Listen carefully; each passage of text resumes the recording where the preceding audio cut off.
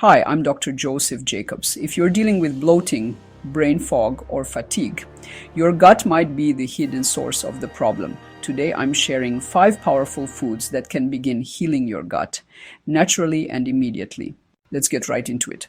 Number 1, fermented foods like sauerkraut, kimchi, and kefir. These foods are rich in probiotics, which help repopulate your gut with healthy bacteria. Studies show that increasing probiotic intake can improve digestion, reduce inflammation, and strengthen the gut lining. Number 2, bone broth.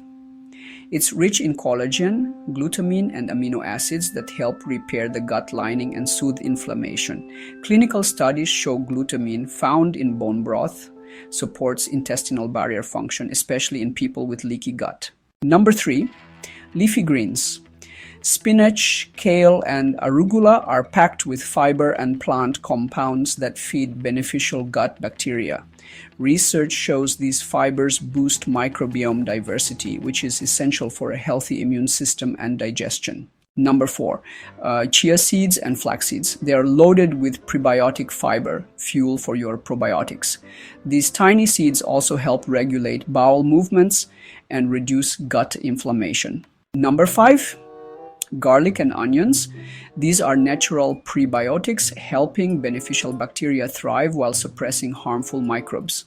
Plus, they contain sulfur compounds that support detoxification and reduce gut-related inflammation. In my book, Eat to Heal, I detail the Aster diet, a natural anti-inflammatory system I developed after battling chronic fatigue, pain, and migraines. I was frustrated by trendy diets that only made my symptoms worse. So I created a path that actually works.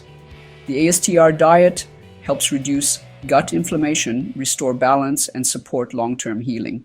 And to help you get started, I'm offering a free health coach consultation.